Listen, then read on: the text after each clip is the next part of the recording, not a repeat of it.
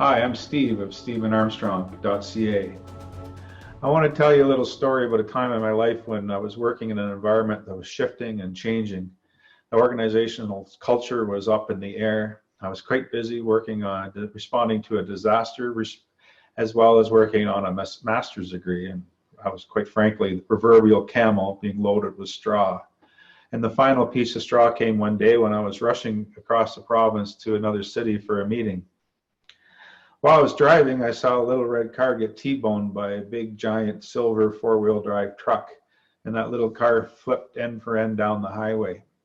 And I was probably one of the first people on the scene to get to the car, and when I got up there, I realized that a young lady, likely a mom, was dying in the driver's seat. In the passenger seat, an older woman, I assume was a grandmother, who was already passed away.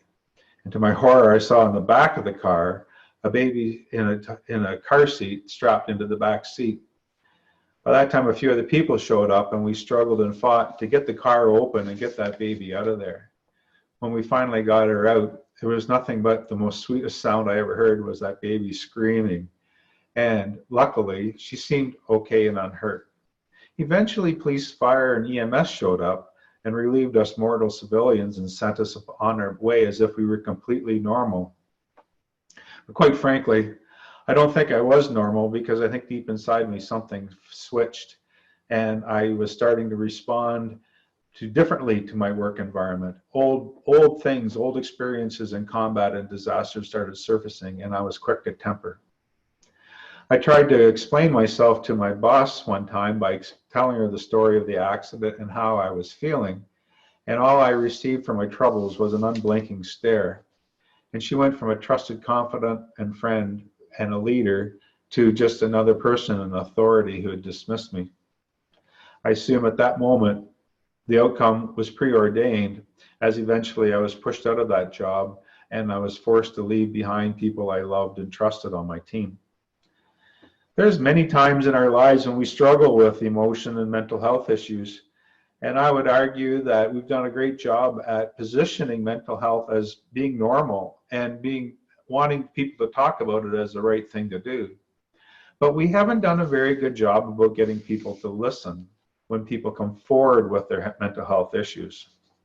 So as part of your leadership experience and your response plans to various issues, be it pandemic or emergencies within your facilities, I think we have to start an initiative called Let's Listen.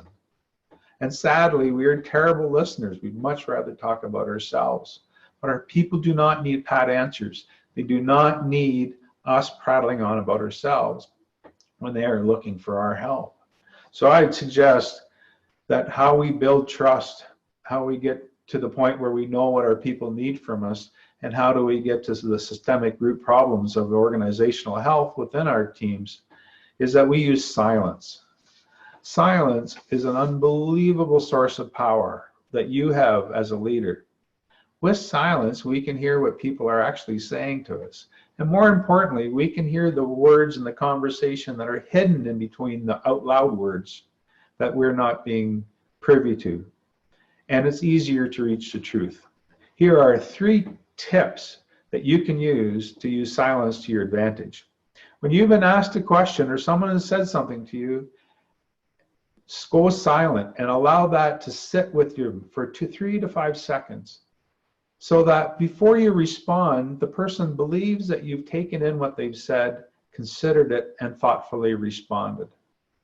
If you ask somebody a question, allow them to answer, but don't jump in right at the end of their last period, and allow a bit of time to go by for them to fill that vacuum with more language, because they will start to talk again and rephrase what they said. And finally, if you're losing control of a conversation, ask open-ended questions or ask the person to rephrase what they just said. And that way, you can buy yourself time to think about what to do next, because science has shown us that we think twice as fast as someone can talk. And when that person is talking, it allows you to think ahead of the conversation and figure it out.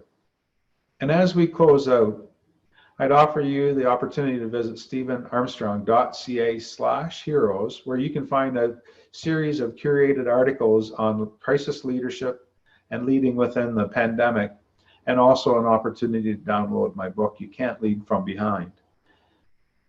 And I would also encourage you to remember to use silence as a tool in your conversations around mental health, around leadership, around performance, no matter how long it takes, until someone gives you the information you need to move on and help that person out.